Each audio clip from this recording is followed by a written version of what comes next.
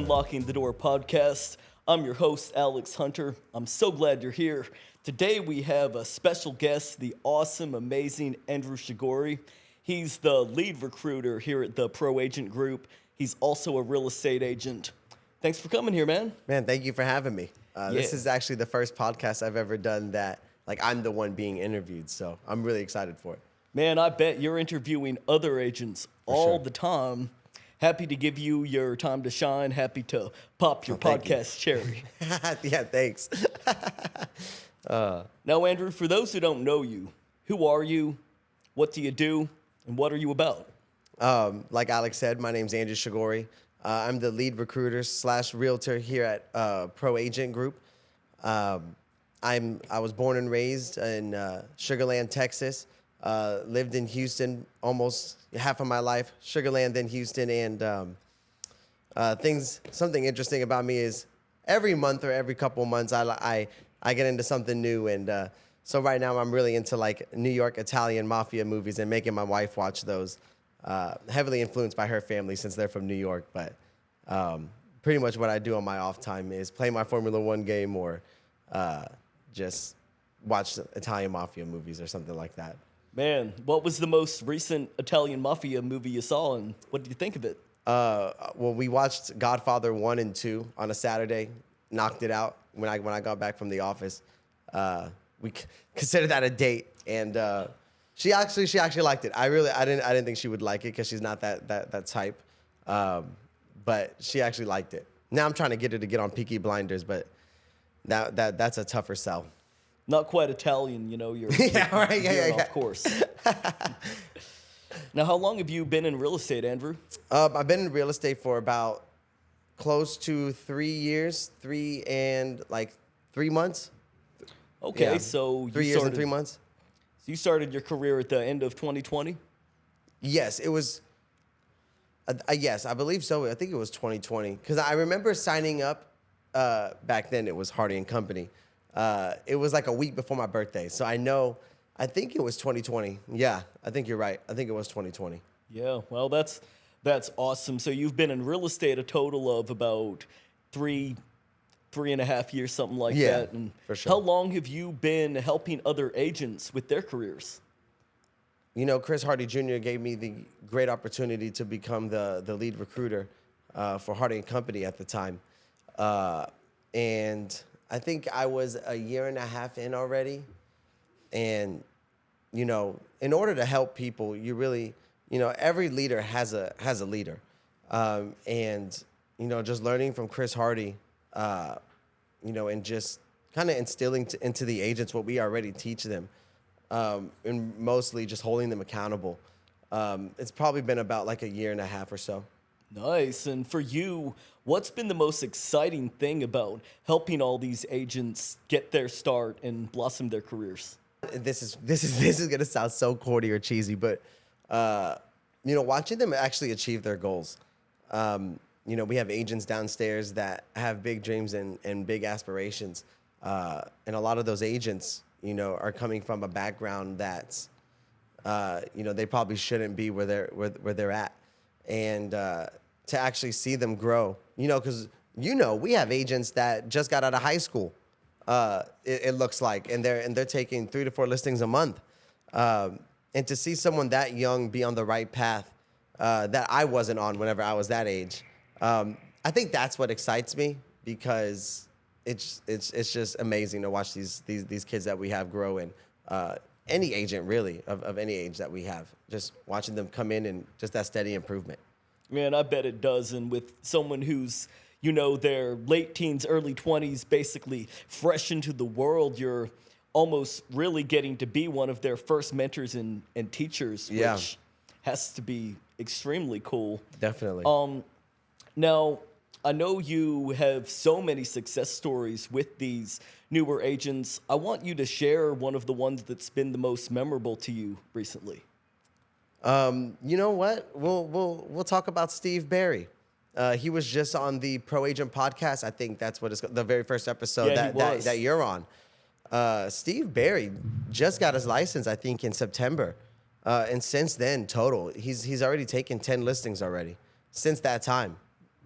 Wow. And what do you think has contributed to Steve Barry's success as someone who's watched him and mentored him?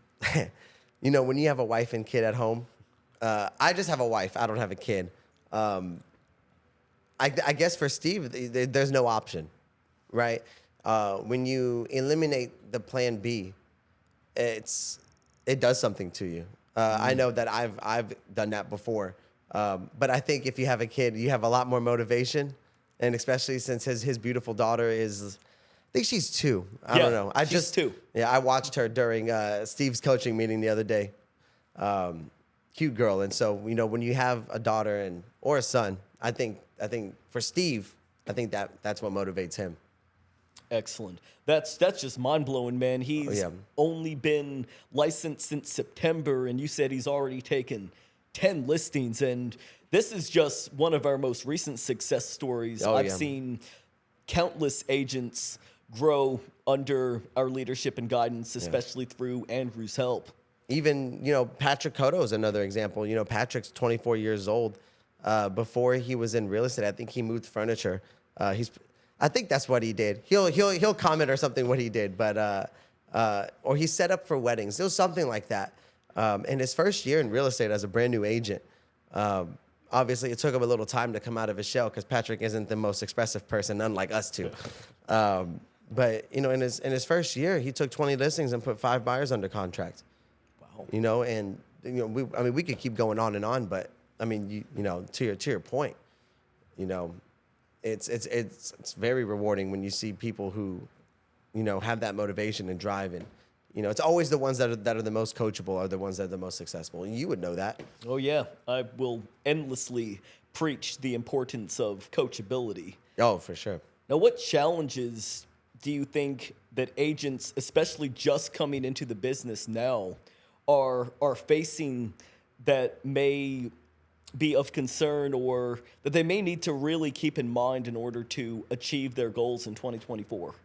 So as a new agent, if I was to talk to myself as a new agent, obviously I made the right choice. I'm very lucky to have picked the right brokerage the first time.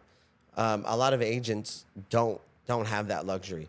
What it really boils down to is who is your mentor, who's coaching you, and does that person have the lifestyle that you want, right? And not only that, is how many agents is that person taking on at once, right?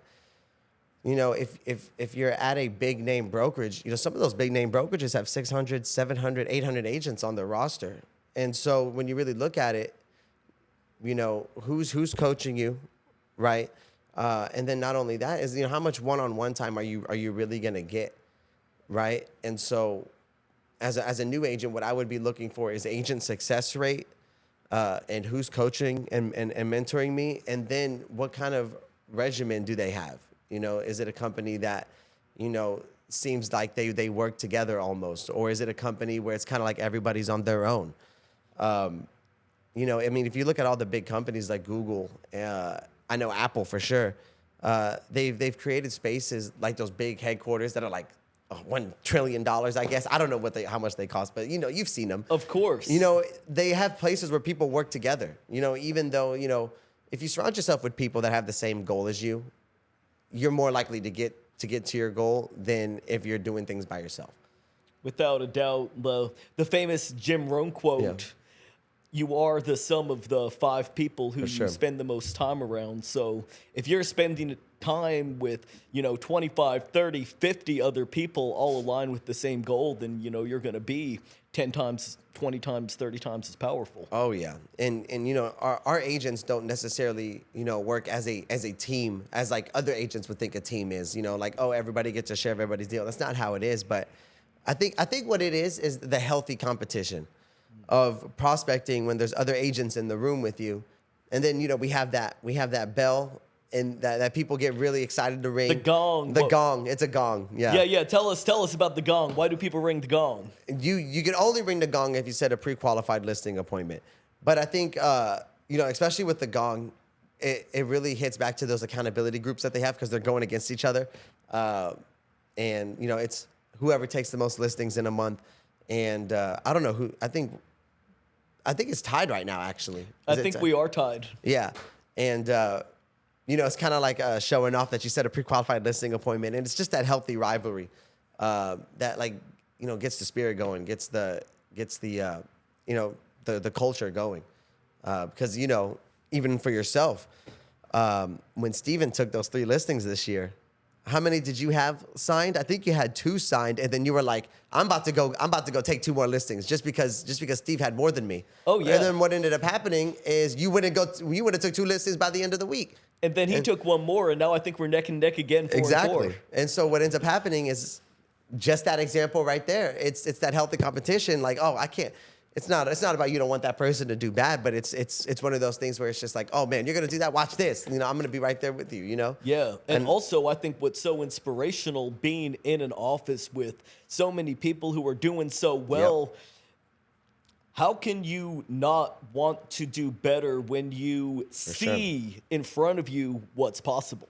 I mean, if there was someone else in the office who took 10 in a week, I'd go, I've never taken 10 in a week before, but I'm going to figure it out, because if it's possible, then I know for sure that it's possible. And when there's someone in front of you who you see is actively doing it and you see how possible it is, that's just so tremendously encouraging. For sure, definitely. And it's really hard to, I don't want to say it's hard. It's definitely more challenging. You know what? No, never mind. I'm not going to say that, because I don't agree with that statement. I was going to say I think it's harder to be, and maybe I'm not saying this right, correct me if I'm wrong, but it's harder to be, obviously people have their goals and they want to achieve their goals, but staying motivated and staying consistent is the hardest part. Yes. And I feel like it's harder to stay consistent and have that drive every single day by yourself than it is to have people that are aligned with those same goals, maybe in their own way. Boom.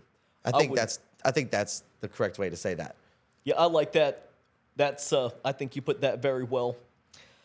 Now, we talked a lot about newer agents. When it comes to experienced agents coming into the market here in 2024, what advice would you have for them? And is it similar to the new agents, or what would you add?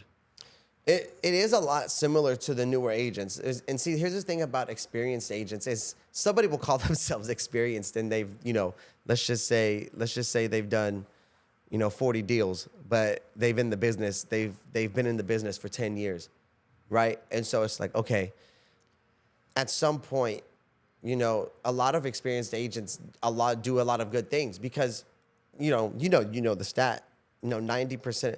The average agent does less than 3.5 deals a year. 90% of the agents do 10% of the business.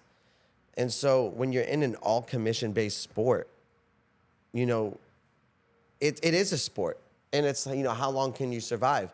When you're an experienced agent and you're doing it full time, you're more successful than a lot of the other people that are in real estate.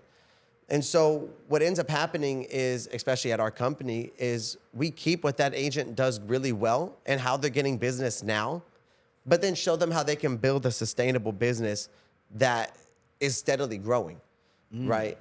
It's, if you're not, I think Conor McGregor said it, where it was like, if you go to sleep on the win, you'll wake up on a loss.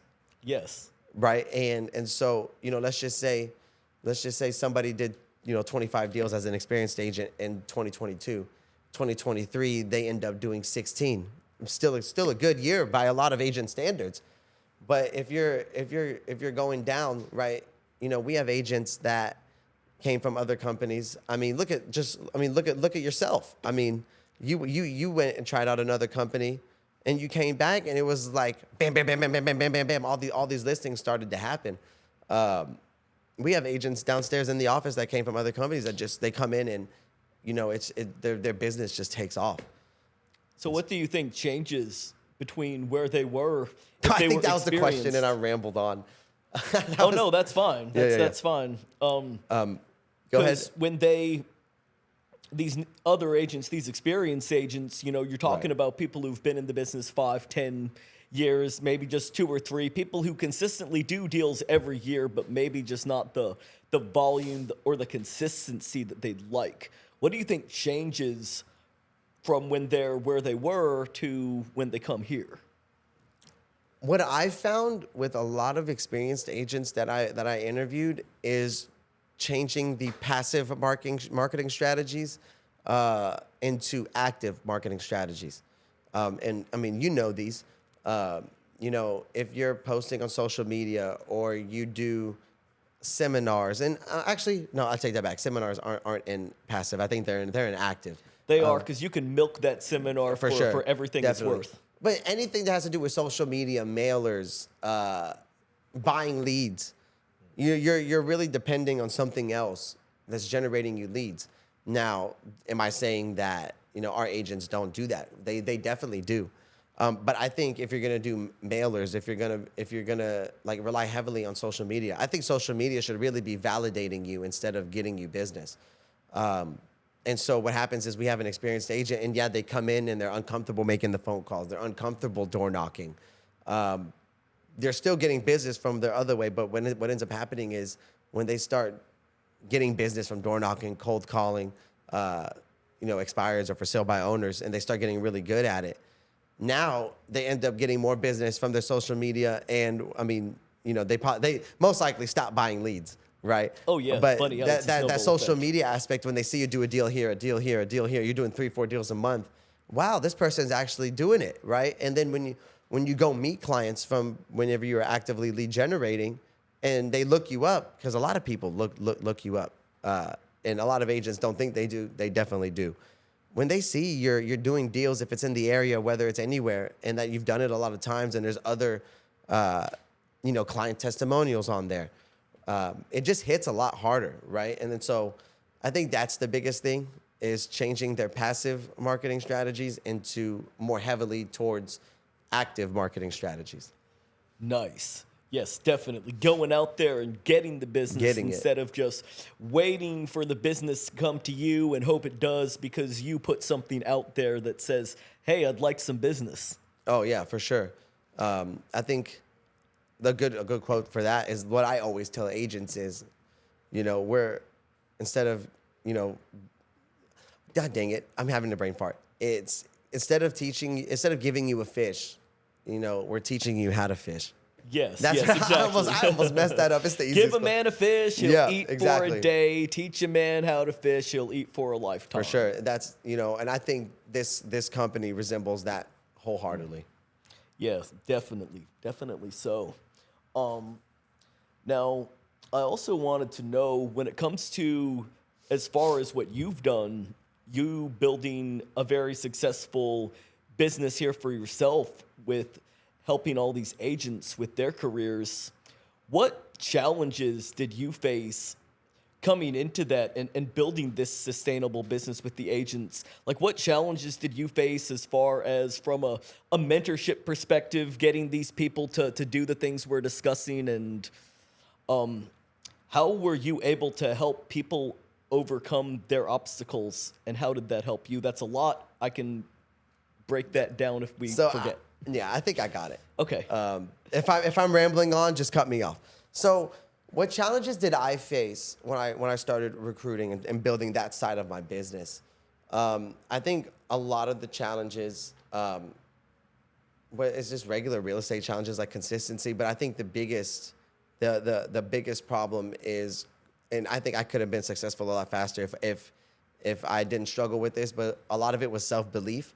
When I first started in real estate, I did some deals, right? But it wasn't like, oh wow, like that kid's a star, right?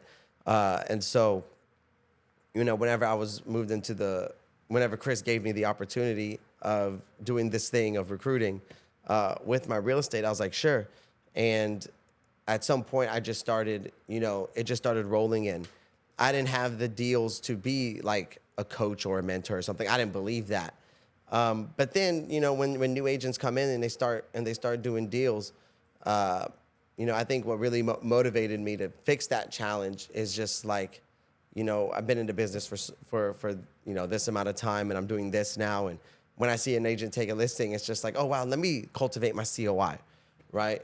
And so I just started cultivating COI, and I started doing deals, and I'm helping agents with deals, and I'm doing my own deals. And at some point, I'm a part of so many transactions that I've just been in it now for this amount of time. I've been a part of so many transactions that I just know it now, And if I was consistent when I first started this and that self-belief wasn't there, I think those two were the biggest things that were holding me back at first, that now it's just like, wow, like I was an idiot, you know? But now that I've got it, I don't even want to say I got it down, but a lot better than what I was when I first started.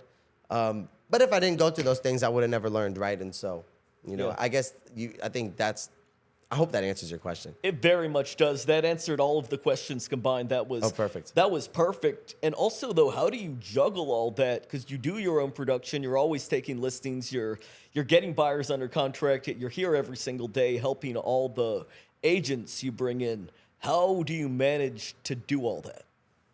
I'm gonna say this now, and my coach is gonna laugh, but my schedule. Somewhere right now, Chris Hardy Jr. and Chad Cooley and Crystal Salazar are laughing. But I have a schedule. Do I follow that schedule maybe at a 80%? Probably not. It's probably like at a 50 or 60%. But the fact of that I have time allocated for that stuff, you know, that when it comes to the money-making activities, there's only 3 money-making activities in real estate, right? You have meeting a seller to list their property, meeting with a pre-qualified buyer to show them property, or there's lead generating for both. And for me, there's a fourth one, is lead generating for agents to come to the company. Those 4 things I definitely make time for, especially helping the agents. I have time that, you know, throughout the day that I block out, like I time block time to help them. Obviously, since I'm working in the office every single day and I'm here, a lot of agents just walk up to me while I'm working and I'll answer the question. We got our support staff here. Yeah. So, but just staying on top of those things and making sure those things get done, I think is you know how I chaotically organize everything. Expressive problems. Yeah, definitely expressive issues Nice. for sure. You would know. You Yeah, would know. definitely. I'm definitely not the schedule captain working every day at getting better at following things. I do agree, though, that even if you're kind of like us and you can be a little all over the place, just having all your activities that you're supposed to be doing every day and knowing exactly when you're supposed to be doing Sure. them. Even if some days things get a little bit lopsided, at least you have a blueprint. And even if Yep. you're only following that blueprint 60, 70, sometimes 50% of the time, it's still a hell of a lot better than having nothing at all, Exactly. following it no percent of the time and not even knowing where you're supposed to be going. For sure, definitely. You know, I think Chris had mentioned this in the meeting on Monday, where it was like 90% of the battle is showing up, Yeah. 10% is whatever it takes. If like my schedule is on my desk, right? It's the same thing every day. I know exactly what I'm supposed to be doing. Now, like I said, is all that stuff being done at 100% rate? No. But just having it there, it's just subconsciously like I know what I should be doing. It's just that constant reminder. Because if I didn't have anything, then it would just be it would be out of sight, out of mind. Yeah, I mean, at this point, you're probably autopiloting at least 50% of it For sure. without having to even look at or time your next activities. Oh yeah, and especially for new agents, as a new agent, like you can't even stress that even more. Having a schedule that's written down that you know what you should be doing, not like a schedule like every day is the same thing. Like no, a schedule for every work day you're gonna do, like a Monday, Tuesday, Wednesday, Thursday, Friday, and definitely I think Saturdays, but a lot of agents take off the weekends, so at least for the days that you're gonna work. Oh, yeah. And so when you talk about this schedule, are you breaking it down hour by hour, or is it section by section, or how would you recommend agents structure their schedules? I do every 30 minutes. Granted, when you make your schedule for the first time, it's not going to be perfect. And I think I've helped you with this before too. And they call it a working document, which means that you can modify it at any time. For sure. And it's that way because you will realize things in your schedule maybe don't quite align with the time that you need to do them. Exactly. But like we were just saying, having it down on paper is 90% of the battle, right? Like I was telling Alex when he was making his schedule, and Alex always had a schedule, but as you grow your business, your problems of when you're doing 1 deal a month, 2 deals a month, your schedule changes when you're consistently taking 3 to 4 listings a month, right? And Yep. so, or you're closing 3 to 4 deals a month. And so now it's like optimizing the time that you have because you don't want to sacrifice lead generation because that's the lifeline of your business. But what you really have to do is optimize your time with clients, right? Yes. And so, granted, it's probably not going to be perfect when you first make it, right? But now it seems like since we made that schedule the first time, your time, it seems like you're going out through your days better. I'm doing more, and I'm significantly more productive, and like you, I don't follow it 100% of the time. I wish I did. I can autopilot about 50, and I know Yeah. that when I'm following it, at least, majority of the way, especially when it comes to those money-making activities, that it's going to be impossible for my business not to continue thriving. Right.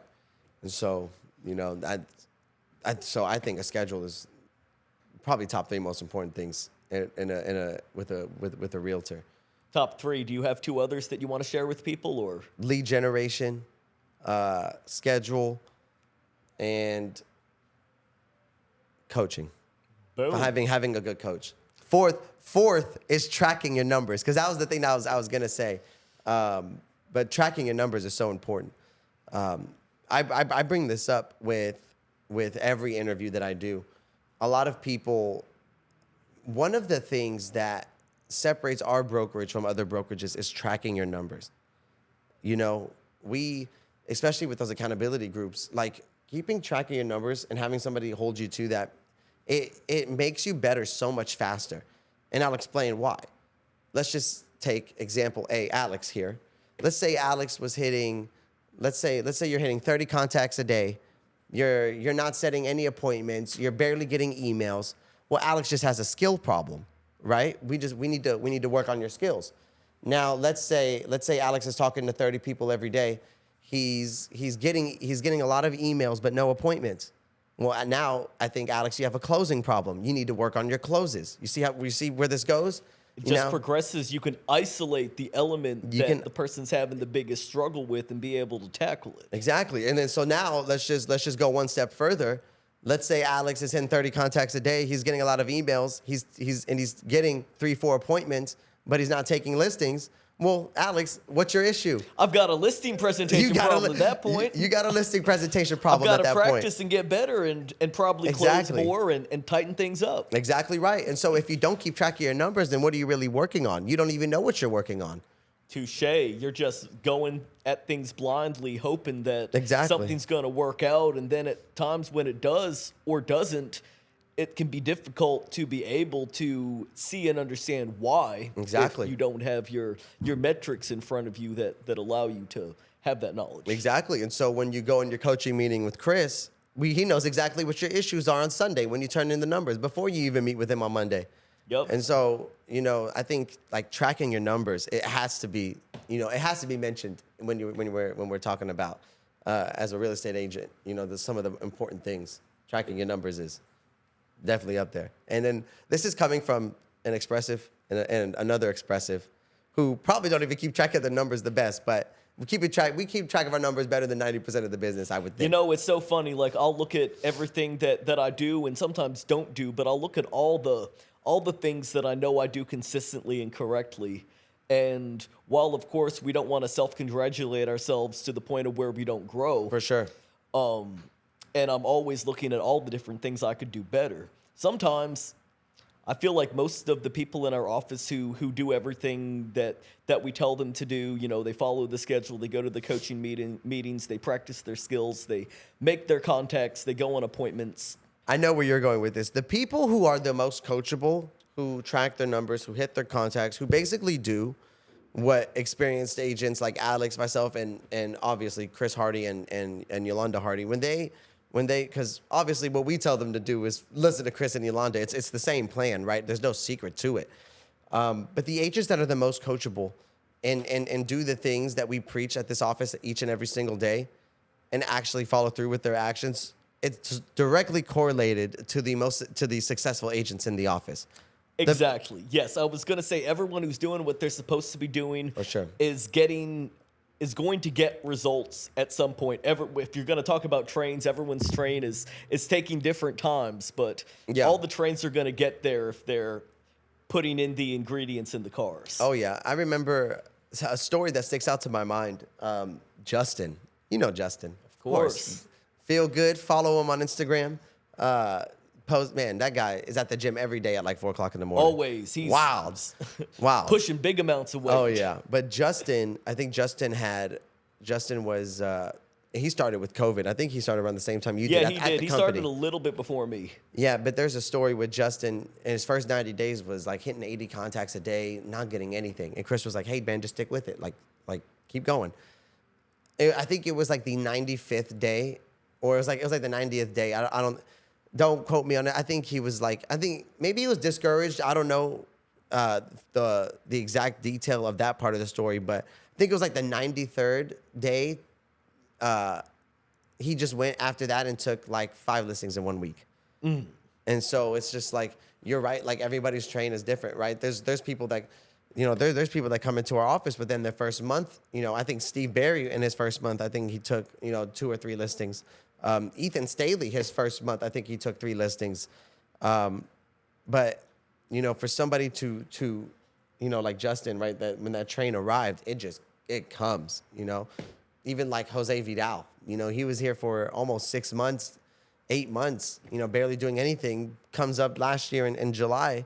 From July 1st to August 15th, he took 7 listings, and it's just the people that are the most coachable and that just follow the regiment. It's already laid out for you. A lot of the battle is finding a regiment that works. We have the regiment that works. It's if you work, the regiment will work. And so the people that do it are the most successful people in the office. Love it. Yeah, I love seeing all these newer agents come in, and then I find out a couple, 3 months later, there they are taking listings, closing buyers, closing their listings, and really propelling their business. Exactly. And for someone like you, who's a top producer in the company, I think you've always been a top producer at the company. I think you took it to the next level when you saw all these agents doing deals, people that haven't been here as long as you.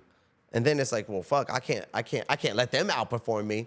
So then here comes Alex Hunter doing 3 to 4 transactions a month, right? And then you took your business to the next level then, right? And so, I mean, am I right? Is that no, that's exactly it. I mean, seeing everyone else in the office, listing taken, buyer under contract, listing sold, seeing all that. I mean, how can you not want to, especially for me as one of the older, not so much as an age, maybe an age, but especially in time in the business, one of the older agents in the office. Seasoned. Yeah, seasoned is the word. I'm seasoned.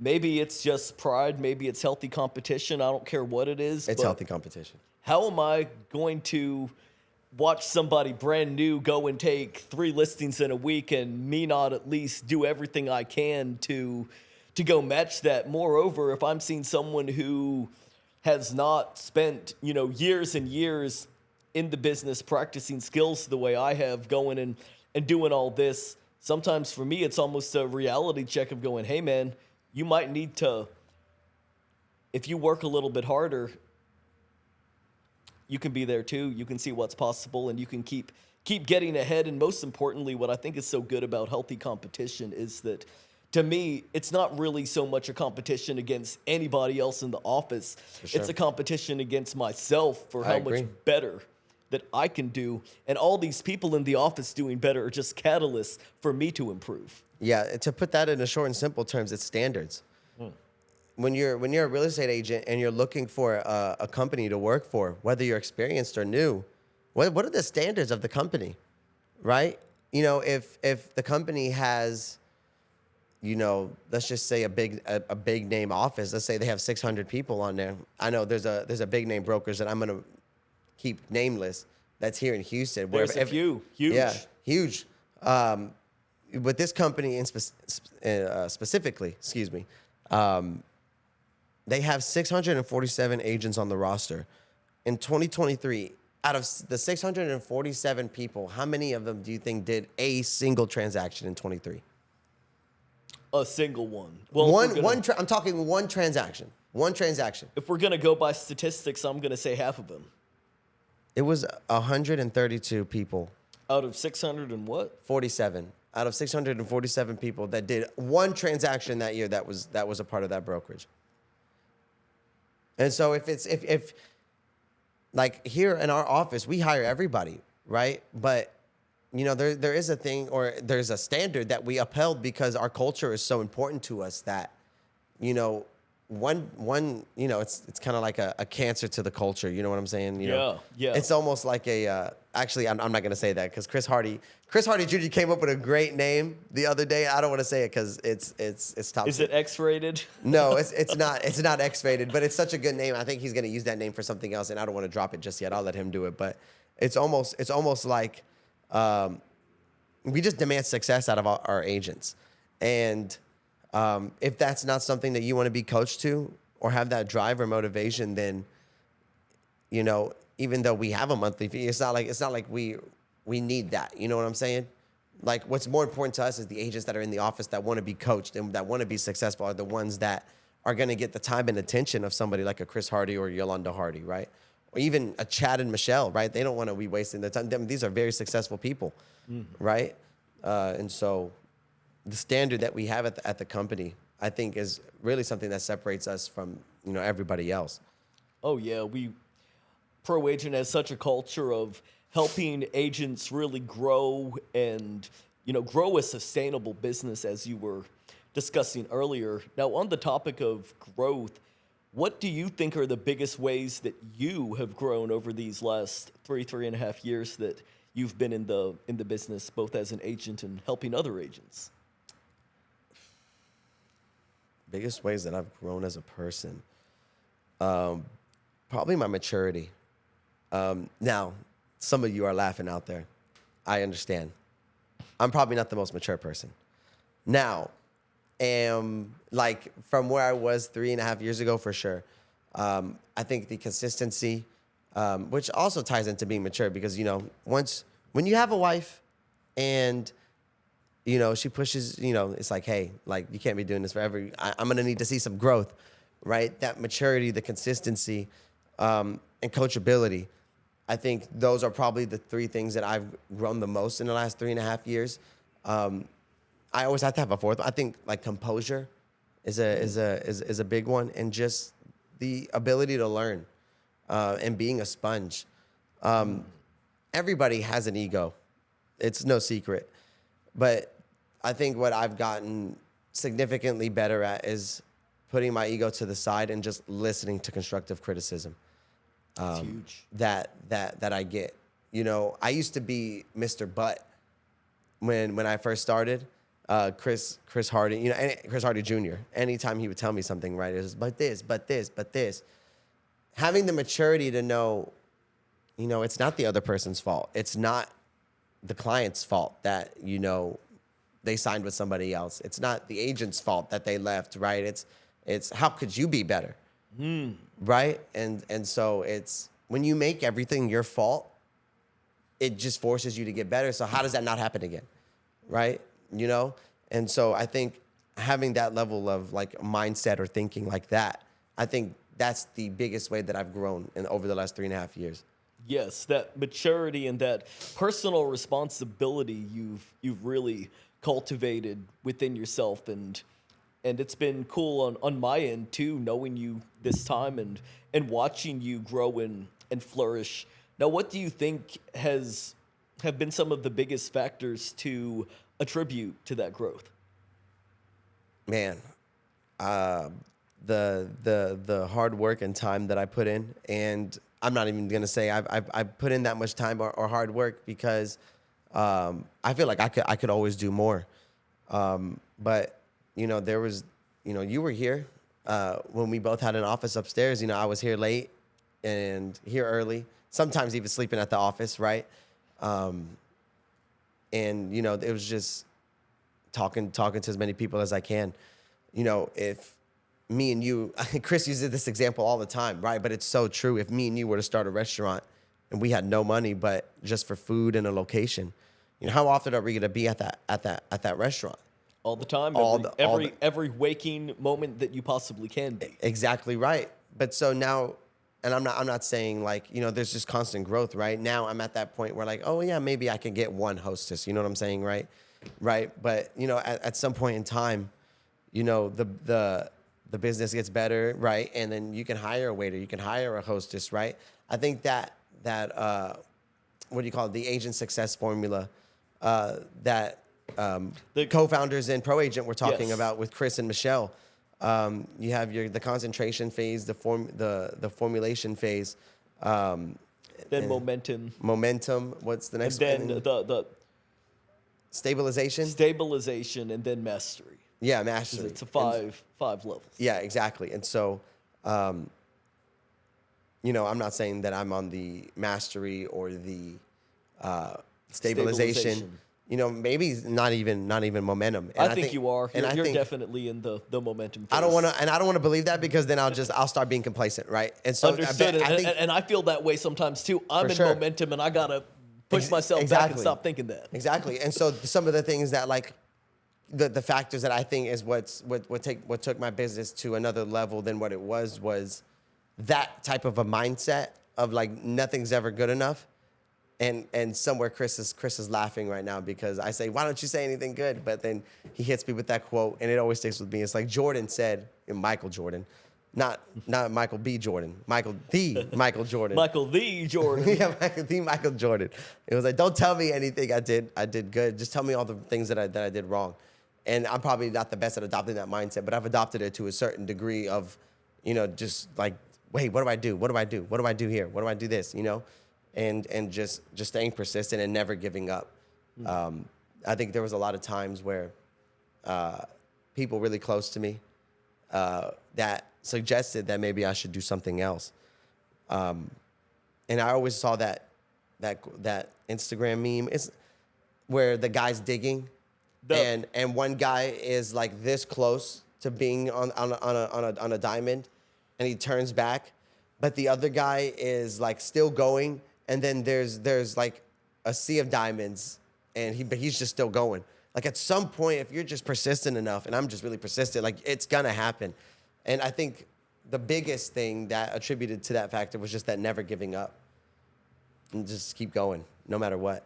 So true. I love citing that 3 feet from gold story. And I think of, in my own career, I remember I think the winter of 2021 felt very, very barren production-wise. I had some deals. I remember that. Some deals that fell through. I had some sellers that decided they didn't want to sell. I had some people withdraw. I had some buyers who decided that they were giving up on their search. And it was about 4 months where I didn't make any money. And throughout that time, of course, I was prospecting nonstop. I was making 100 contacts a day on some days, minimum of 50. I know you did like 3 or 4 days in a row where you hit 100 contacts. I did. I was so determined to get out of whatever that funk was. And then you just got to keep talking to as many people as possible, and that's how you get out of a funk. And that's exactly what I did, and it took a moment, but I remember after those 4 months that I went making no money, I suddenly had my biggest month. And I love relaying this story to people because I think that it can be very easy in the beginning of your real estate career, or even if there's a market shift and you're not exactly sure how to pivot yet. It can be very easy to just give up when you're not seeing immediate results, but the huge results often come from the massive effort, and you just don't see it right away because, as we know, real estate is in 30-day cycles. Oh, yeah. And honestly, sometimes 90-day cycle. So it's 30 days. It's a 30-day cycle from when it gets under contract to getting paid most of the time. For sure. 90 days from when you take a listing to when you see the result in most circumstances. Oh yeah. And so you hit the nail on the head. Real estate is a 90-day cycle. Obviously, we've had agents that leave the company. When an agent leaves our company, it's most likely because they don't want to work. And so, like you said, real estate is a 90-day cycle. And so if you're not having any closings, nothing's happening in your business, let's look at your actions in the past 90 days. Is it somebody who, and there are some times where you're right, maybe there's 90 days where you don't do nothing, right? But your action is there. Keep going. Just keep going, right? It's happening. because for yourself, when you went those 90 days of you just hitting crazy on those contacts, those next 3 months, it was like you were consistently. I think there was months where you did 7 things. Yeah. It went crazy, and so it's same thing from the story that you said. Just never giving up. Just keep going. Just keep Just going. hold the vision. Trust the process. Oh yeah. We even have that on the wall to Yep. make sure that nobody forgets. Just hold the vision, trust the process. Now you were talking a lot about how for you your biggest growth ultimately came down to your maturity, because maturity is the thing that will often keep us focused and consistent even when we're not quite feeling like it. Now I know we have a lot of very young agents in the office on the topic of maturity. What advice do you have to recommend towards agents who may not quite have the maturity yet within themselves? Maybe it's, just they haven't had the life experience, or they aren't quite emotionally immature. No, they may be emotionally immature, not quite emotionally mature enough to, I guess, get with it, stick with it, and believe in themselves. What advice would you have for those people? Because you kind of went through this and came out on top. Yeah. So 2 things I think pop up in my mind when you ask me that question is drop the ego, and get some expenses. Especially if you're a young, very young person. And we have agents that are very, very young that probably should be like living at home, right? But they have a house, right? They have, a car for them and a car for their wife, right? And so, when it comes to getting expenses, I think my business really, really took off is when I got my house, and it's just like, no, there's no option. I have to pay the mortgage, right? I have to pay this, right? Or else my wife is gonna kill me, right? Yeah, now you have more pressure. Exactly. And so it's just like even the same thing with Steve. He has a daughter, right? It's just like I gotta get it. As a young agent, and I always tell young agents like that are making money, they're still living at home. It's like, hey, go get an apartment. Go get a nicer car, right? Go do something, right? Because what ends up happening is complacency kicks in. And that's I've fought this also. It's like when you get into complacency, it's so hard to get out. It is. It's just it's like quicksand. Yeah, it's harder to. I think it's harder to get out of complacency than it is to build your business like starting off. I think. I would agree with that. Yeah, I because think so you don't too, even know what 'cause- success is like, and you're just pounding it. But once you have it, and it's like you go to sleep in silk sheets, it's harder to get up now. Oh yeah. It's a lot more. Like I can even think of my own career when I first started. The beginning of 2020, I hardly did any business. All my savings were almost gone. I was ready and raring to go, ready to work, willing to do whatever it took. There was no complacency. After I'd gotten to the point where I've had months where I've easily done 3 deals, 4 deals, I think my best month was 6. You almost have to start rerouting yourself and developing bigger whys and Yeah. Universe is so funny because it's like when the universe sees you not working, it just takes it away from you. Yes. And so I was going to say on that note with the more experienced agents, people who do have some successes under their belt, yeah, definitely. including people who you've seen, go from new to experienced. What advice would you give people who have already propelled their career to fight complacency? People who are already good, but they got to be better. So with that, obviously, I think it's the same things. I think it's dropping your ego and boosting your expenses. Like even for you, one of those things that drove you whenever you started, you had that 90-day cycle, and then you had another 90-day cycle that was just crazy. Yeah. Right? And what'd you do? You went and got a new car. I did. I got a new car. First thing I did when I started making the big money is I got new teeth because my teeth used to be kind of messed up. So I got new teeth, got new car. Exactly. And so what ends up happening is like, I got to go make this money again, right? Oh, yeah. Because after you buy things like that, I mean, I've spent about $20,000, $30,000 on my teeth. Like, yeah. You got to keep going. You Yeah, you gotta keep going. You gotta keep going. Sorry. Got to find that again now. Yeah. And so what ends up happening is when you do that, I know a lot of agents downstairs are they're very young, and I try to get them to get apartments, right? Some of them, right? And because they have the money, they're doing 2 to 3 deals every single month, and they've only been in business less than a year, and they're doing that consistently. They don't want to go get an apartment. It's like, oh, I want to get a house, right? But of the whole thing of you can't get approved. You have to show 2 years of consistent income, right? But if you were to pay, let's just say $2,000 a month, and you take one extra listing a month, that's an average commission check of $5,000, $6,000, $8,000. Why would you not? You know what I'm saying? It's like why would you have to spend money to make money, right? If obviously if you increase your expenses, especially as a newer agent I'm talking specifically for like the people that are like living at home, right? Or if you're an experienced agent and you want to take your business to the next level, this can also work for you as well. It's just you just give yourself no option. Hey, I got no plan B. Yep, there's no plan B. Like I got myself the new house, or as a newer agent, I got myself this apartment. Like now I got to pay for it. What ends up happening psychologically is, I go take an extra deal a month, right? I go do 2 more deals a month. That will do so much more for your business than just kind of staying at the same place.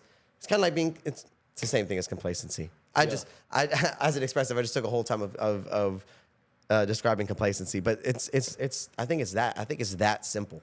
I think people need concrete examples of having complacency described to them anyway, because complacency is such a broad term, and people will always think, oh, I'm starting a business, I'm never going to get complacent.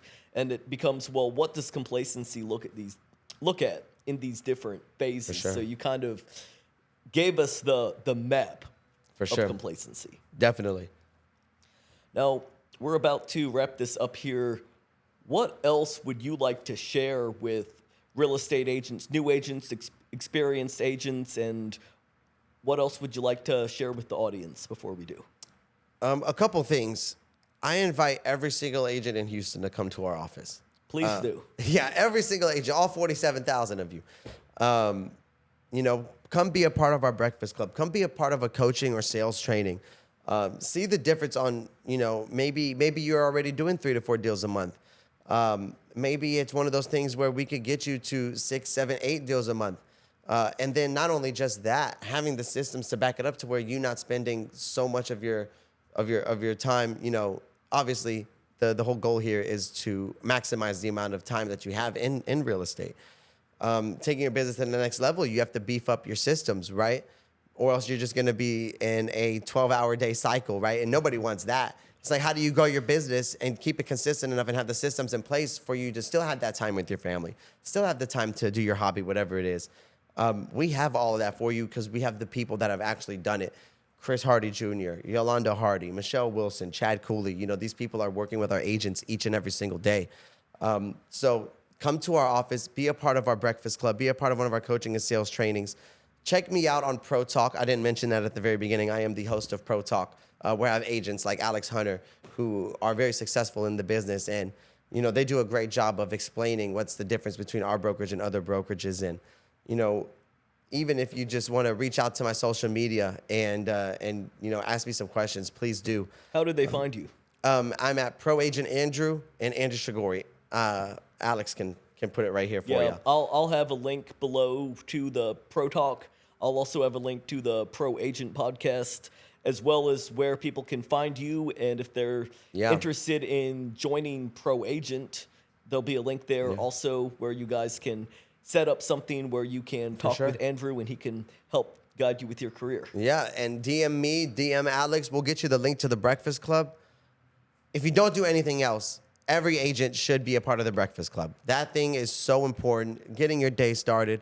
From 7:30 Central Standard Time to 8 a.m. Central Standard Time, it's a real estate gym session, getting our minds ready for the day, handling the most common objections we're getting each and every single day.